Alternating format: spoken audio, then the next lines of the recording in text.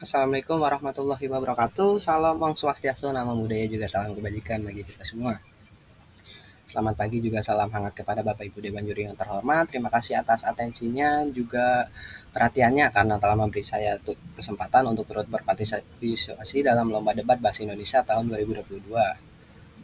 Perkenalkan, nama saya Muhammad Evan Nur Faiz. Saya merupakan representasi dari SMA Dharma Kaya Jakarta. Di sini saya akan berposisi sebagai pembicara pertama tim afirmasi yang setuju dengan mosi pada perdebatan kali ini. Ya, ini sebagai negara berkembang dengan potensi maritim, Dewan ini tidak akan menggunakan strategi ekonomi biru.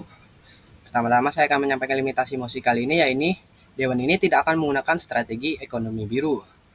Kemudian dalam mosi kali ini terdapat 3 kata kunci. Kata kunci yang pertama adalah negara berkembang atau negara yang tingkat kesejahteraan penduduknya masih dalam taraf menengah maupun sedang berkembang perkembangannya baik dalam sektor perekonomian maupun kesejahteraan masyarakatnya. Kemudian yang kedua adalah potensi maritim, adalah segala sesuatu di lautan yang dapat dimanfaatkan dan dapat menaikkan tingkat kesejahteraan masyarakat. Kemudian yang terakhir adalah ekonomi biru, adalah strategi pembangunan ekonomi nasional yang mengandalkan sumber daya kelautan atau potensi maritim yang dimiliki oleh suatu negara.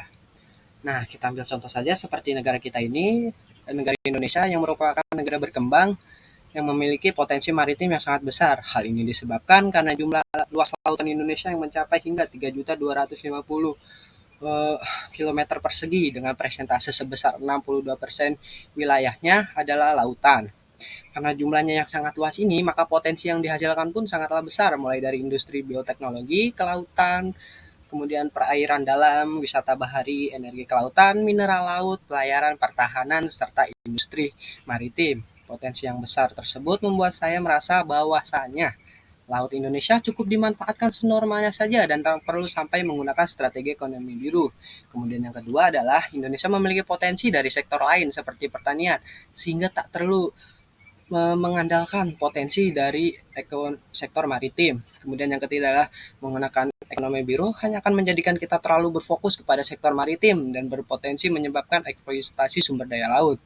Dari 3 hal yang saya sebutkan sebelumnya, membuat proposal saya memiliki tujuan untuk tetap lestarinya dan tidak tercemarnya lautan negara kita ini atau negara berkembang, mulai dari habitat hewannya, keindahannya, juga sumber dayanya. Kemudian yang kedua adalah membuat negara berkembang tersebut tidak hanya terlalu bergantung pada satu sektor ekonomi saja. Nah, kemudian Bapak Ibu Dewan Juri yang terhormat, saya akan menggunakan satu poin mekanisme, yaitu dengan ketika negara berkembang tersebut tidak menggunakan ekonomi biru sama sekali, maka seperti yang saya bilang sebelumnya, maka negara tersebut tak akan terlalu bergantung pada satu sektor ekonomi saja. Kita ambil contoh saja seperti negara kita ini, negara Indonesia, dapat dilihat bahwasannya walaupun jumlah lautnya sangat mendominasi dibandingkan jumlah daratannya, tetap saja Indonesia memiliki sektor yang tak kalah memiliki potensi yang sangat besar, seperti halnya dalam pertanian. Dengan kata lain, saya menyarankan adanya keseimbangan di antara semua sektor ekonomi supaya tidak menimbulkan tertindasnya suatu profesi, hasil produksi, maupun daerah tertentu. Karena seperti yang kita ketahui, jika saja negara berkembang tersebut menggantungkan perekonomiannya melalui satu sektor saja, hal tersebut dapat mengakibatkan tak seimbangnya perekonomian negara tersebut, mulai dari ketidakseimbangan harga jual dan beli sumber daya laut seperti ikan konsumsi maupun hias, serta terlalu populernya destinasi wisata laut yang nanti akan menyebabkan kurang bersaingan destinasi wisata lain yang tak kalah indah karena adanya penerapan ekonomi biru tersebut. Destinasi wisata yang kalah saing juga tersebut akan mempengaruhi tingkat kesejahteraan masyarakat di daerah wisata tersebut. Seperti tidak lakunya UMKM setempat yang biasa berjualan di depan sekitar wisata laut tersebut. Bapak Ibu Dewan Juri yang terhormat, dari poin mekanisme yang saya jelaskan sebelumnya, menghasilkan sebuah alasan mengapa saya mendukung penuh mosi pada perdebatan kali ini. Alasan yang pertama adalah karena jika saja negara berkembang tersebut akan memanfaatkan potensi maritimnya dengan menerapkan ekonomi biru. Hal tersebut dapat menyebabkan salah satu masalah yang sangat penting untuk saat ini, yaitu pencemaran lingkungan. Mengapa pencemaran lingkungan itu sendiri dapat terjadi? Pencemaran lingkungan itu tersebut terjadi karena ketika suatu negara menerapkan ekonomi biru, maka pemanfaatan sumber daya dan segala hal yang dapat menaikkan kesejahteraan rakyat dan berada di laut akan sangat difokuskan dan ditekankan.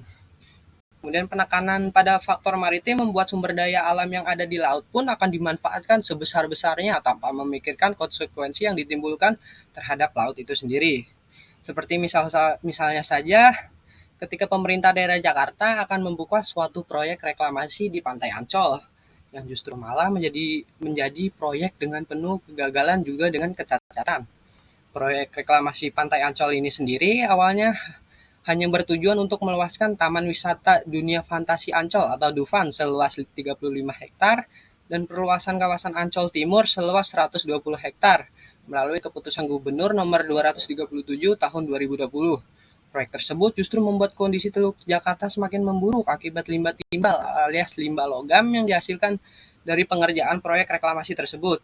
Hal tersebut membuat tingkat pencemaran ekosistem di Teluk Jakarta justru malah menjadi semakin buruk. Nah, kemudian ada alasan yang kedua, yaitu karena tidak ramahnya sistem ekonomi laut biru terhadap nelayan. Ekonomi biru akan lebih memfokuskan banyak pembangunan infrastruktur besar di lautan seperti tol laut, juga reklamasi. Nah, kita ambil contoh seperti yang sama sebelumnya, yaitu ketika adanya pembangunan reklamasi yang tersebut adalah salah satu pembangunan infrastruktur yang berskala besar yang diadakan oleh Pemda DKI Jakarta.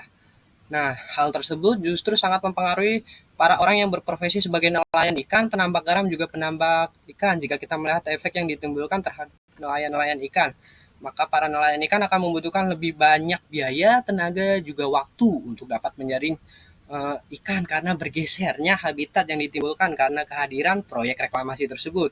Selain itu, menurut nelayan setempat, penghasilan mereka pun menurun drastis karena sedikitnya tangkapan ikan yang mereka dapat.